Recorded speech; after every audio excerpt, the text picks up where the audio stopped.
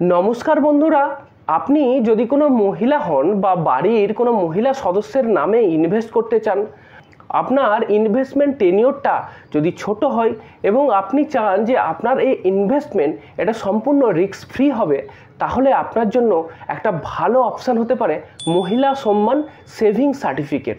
তো আমার এই ভিডিওতে মহিলা সম্মান সেভিং সার্টিফিকেট নিয়ে ডিটেলে জানবো। এই ভিডিওটা দেখার পর আশা করছি আপনার সমস্ত প্রশ্নের উত্তর আপনি পেয়ে যাবেন। সবার প্রথম, মহিলা সম্মান সেভিং সার্টিফিকেট কি? মহিলা সম্মান সেভিং সার্টিফিকেট হলো ভারত সরকারের একটা স্বল্প সঞ্চয় স্কিম। এই যে স্কিমটা এটা 2023 সালের বাজেটেতে ইন্ট্রোডিউস করা হয়েছিল। তো এই ইনভেস্টমেন্টটা এপ্রিল 2023 থেকে মার্চ 2025 পর্যন্ত এই অপশানটা খোলা থাকছে। সুতরাং যদি আপনি ইনভেস্ট করতে চান তাহলে আপনার জন্য এখনও সময় আছে, মার্চ 2025 সাল পর্যন্ত এই স্কিমটাতে ইনভেস্ট করা যাবে। এইবার প্রশ্ন হলো যে এই মহিলা সম্মান সেভিং সার্টিফিকেটেতে কারা ইনভেস্ট করতে পারবে? আমি আগেই বলেছি যে কোনো মহিলা তার নিজের নামে এই স্কিমটাতে ইনভেস্ট করতে পারেন। এইবার যদি বাড়িতে আপনার কন্যা সন্তান থাকে, মানে যারা নাবালিকা, তো তাদের নামেও অ্যাকাউন্টটা খোলা যাবে, তবে সেক্ষেত্রে তার গার্জেনকে খুলতে হবে সেই নাবালিকা কন্যার নামে। এইবার আমরা জেনে নিই যে মহিলা সম্মান সেভিং সার্টিফিকেটের ডিপোজিট লিমিট, মানে আপনি মিনিমাম আর ম্যাক্সিমাম কত টাকা জমা করতে পারবেন। এই স্কিমেতে আপনি মিনিমাম 1000 টাকা জমা করতে পারবেন, তারপরেতে 100 টাকার গুণিতক হিসাবে আপনি জমা করতে পারবেন। মানে এরকম যে 1000 জমা করলেন, তারপরে 1100 টাকা, 1200 টাকা, এইভাবে চলতে চলতে আপনি 2 লাখ টাকা পর্যন্ত ম্যাক্সিমাম এই স্কিমটাতে জমা করতে পারবেন। আচ্ছা, আরেকটা কথা বলে নিই যে এই স্কিমেতে কিন্তু আপনি মাল্টিপল অ্যাকাউন্টও খুলতে পারেন। মানে এরকম ধরুন যে আপনি প্রথমে 50,000 টাকা জমা করলেন, সেই সময় আপনার কাছে 50,000ই ছিল, তারপরে আপনার মনে হলো বাহ স্কিমটা তো ভালো, আরও কিছু জমা করতে পারলে ভালো হতো, তাহলে কিন্তু আরও 1.5 লাখ টাকা আপনি জমা করতে পারবেন, কারণ আপনার লিমিট আছে 2 লাখ টাকা। তো একটাই শর্ত আছে যে প্রথম যেটা অ্যাকাউন্ট খুলেছিলেন তার 3 মাস পরে সেকেন্ড অ্যাকাউন্টটা খুলতে পারবেন।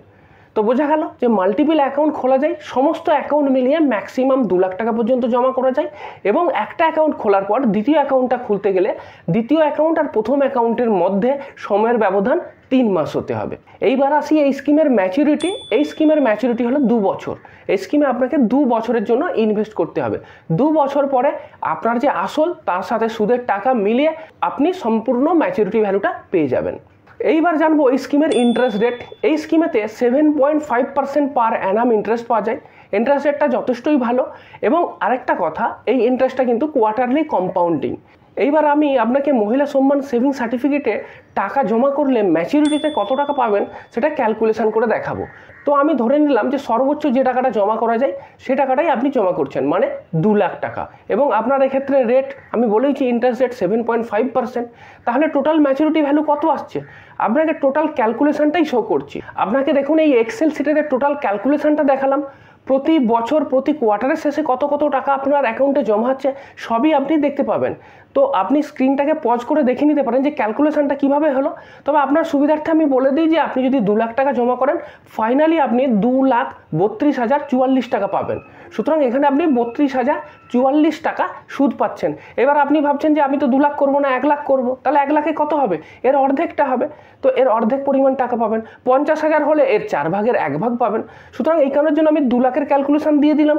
এবার আপনি যে টাকাটা জমা করবেন এই হিসেব করে সেই অনুপাতেও ক্যালকুলেশনটা করে নিতে পারবেন। এইবার প্রশ্ন হলো যে কোথায় আমি এই মহিলা সম্মান সেভিং সার্টিফিকেট এই অ্যাকাউন্টটা খুলতে পারবো? দুটো জায়গাতে খোলা যায়। পোস্ট অফিসে তো খোলাই যায়, পোস্ট অফিসে গিয়ে খুলে নিতে পারেন, অথবা ন্যাশনালাইজড বিভিন্ন ধরনের যে ব্যাংক আছে, SBI বলুন, central bank, bank of Baroda, সমস্ত ন্যাশনালাইজড ব্যাংকেতে এই মহিলা সম্মান সেভিং সার্টিফিকেটের অ্যাকাউন্ট আপনি খুলতে পারবেন। এইবার আরেকটা প্রশ্ন, সেটা হলো যে মহিলা সম্মান সেভিং সার্টিফিকেট এই স্কিমেতে কি কোনো ট্যাক্স বেনিফিট আছে? না, এই স্কিমেতে কিন্তু কোনো ট্যাক্স বেনিফিট নেই। এই স্কিমে টাকা জমা করলেও আপনি কোনো ছাড় পাবেন না। অনেক অপশান থাকে না, যেমন ধরুন NSC, ট্যাক্স সেভিং, FD, এইসব জায়গাতে জমা করলে 80Cর আন্ডারেতে 1.5 লাখ টাকা পর্যন্ত ইনকাম ট্যাক্সে ছাড় পাওয়া যায়। সেরকম কোনো ছাড় নেই। আর এই স্কিম থেকে যে ইন্টারেস্ট পাচ্ছেন সেই ইন্টারেস্টেও কিন্তু কোনো ট্যাক্সের ছাড় নেই। এই ইন্টারেস্টটা আপনার ট্যাক্সেবল ইনকামে যোগ হবে, তারপর আপনার ইনকাম ট্যাক্স স্ল্যাব অনুযায়ী আপনাকে ট্যাক্স দিতে হবে।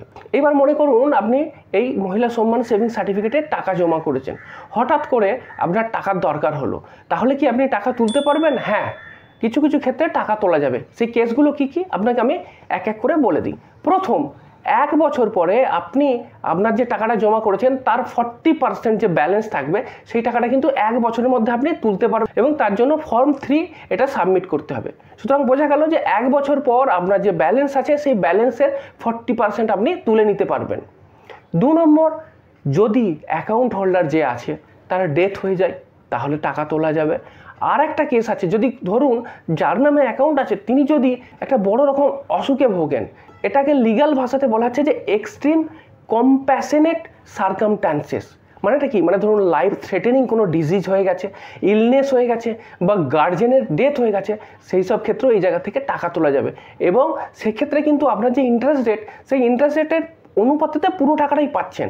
কিন্তু আরও কিছু কেস আছে, সেইখানেতে আপনি টাকা তুলতে পারবেন কিন্তু সেক্ষেত্রে পুরো ইন্টারেস্ট পাবেন না। যেমন ধরুন 6 মাস পরেতে, মানে আপনার টাকা জমা দেওয়ার 6 মাস পরে এরকম উপরে যে 3টে কারণ বললাম, এই কারণ ছাড়াও টাকা তুলতে পারবেন, কিন্তু সেক্ষেত্রে আপনার ইন্টারেস্ট রেটটা কিন্তু কম হবে, 2% কম হবে। মানে আপনার 7.5% ইন্টারেস্ট আছে, 6 মাস পরে তুলে নিলে আপনি কিন্তু 7.5% ইন্টারেস্টের হারে সুদ আর পাবেন না, আপনি পাবেন 5.5% ইন্টারেস্টের হারে। সুতরাং আপনার অ্যামাউন্ট অনেকটাই কম হবে। এইবার আমি যদি জিজ্ঞাসা করি যে এই মহিলা সম্মান সেভিং সার্টিফিকেটে আমি কি ইনভেস্ট করব, এর অ্যাডভান্টেজটা কি? প্রথম অ্যাডভান্টেজ, ভারতে যেসব বড় বড় ব্যাঙ্কগুলো আছে, বিশেষ করে গভর্নমেন্ট ব্যাঙ্ক বা পোস্ট অফিস, সেই সব জায়গাতে যদি আপনি 2 বছরের ফিক্সড ডিপোজিটের ইন্টারেস্ট দেখেন, তাহলে কি দেখতে পাচ্ছি যে এসবিআইয়ের ক্ষেত্রে জেনারেল সিটিজেনদের জন্য 7%, সিনিয়র সিটিজেনদের জন্য 7.5%। এইচডিএফসি ব্যাঙ্কেতে ওই একই, জেনারেলদের জন্য 7%, সিনিয়র সিটিজেনদের জন্য 7.5%। আইসিআইসিআই ব্যাঙ্কে জেনারেলের জন্য 7.2%, সিনিয়র সিটিজেনদের জন্য 7.75%। ইভেন পোস্ট অফিসের 2 বছরের যে টার্ম ডিপোজিট আছে সেখানেও 7% পাওয়া যাচ্ছে। সুতরাং দেখতেই পাচ্ছেন যে যেগুলো আপনার খুব ভরসার জায়গা, সেই সব জায়গাতে জেনারেল সিটিজেনদের জন্য 7% পাওয়া যাচ্ছে। এইবার যদি আপনি মহিলা হন এবং আপনার বয়স যদি 60 বছরের কম হয়, তো এইগুলো আপনার জন্য অপশান থাকছে। তো এই জায়গাতে ইনভেস্ট করলে তো আপনি কম পাচ্ছেন, মহিলা সম্মান সেভিং সার্টিফিকেটে তো 7.5 পাচ্ছেন, এবং সেটাও রিস্ক ফ্রি, একদম পোস্ট অফিসে গভর্নমেন্টের স্কিম। তো সেই কারণে এখানে আপনি ইনভেস্ট করতেই পারেন। এইবার আপনার মনে প্রশ্ন আসতে পারে, তাহলে 2 বছরের জন্য ইনভেস্ট করার জন্য কি এটাই বেস্ট অপশান, এটাই শেষ কথা? তা কিন্তু নয়, অনেকগুলো জায়গা এখনও বেঁচে আছে যে জায়গায় ইনভেস্ট করলে কিন্তু এর থেকেও ভালো রিটার্ন পাওয়া যাবে। যেমন ধরুন আরবিএল ব্যাঙ্ক, আরবিএল ব্যাঙ্কের এফডি তার টেনিওর হচ্ছে 24 মাস, মানে 2 বছর।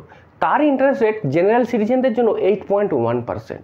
তো সেখানে যদি আপনি এফডি করেন তাহলে কি দেখা যাচ্ছে যে আপনার ম্যাচুরিটি ভ্যালু আসবে 2,35,044 টাকা।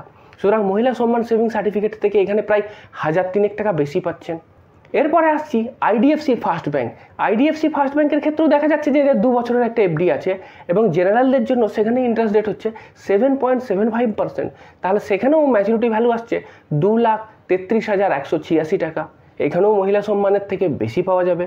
3 নম্বর হচ্ছে ডিসিবি ব্যাঙ্ক। ডিসিবি ব্যাঙ্কে একটা 25 মাসের এফডি আছে, মানে আপনার ওই 2 বছর আর 1 মাস হচ্ছে আর কি।